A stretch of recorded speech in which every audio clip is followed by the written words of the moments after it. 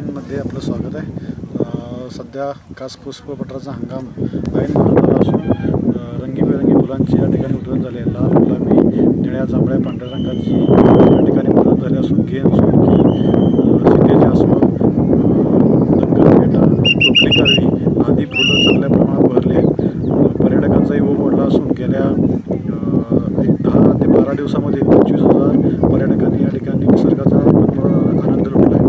हा हंगाम अजून 15 ते 20 दिवस चांगल्या बहराचा राहणार असून टोपली कारवी ही आकर्षणाचा केंद्रबिंदू पर्यटकांच्या ठरत आहे।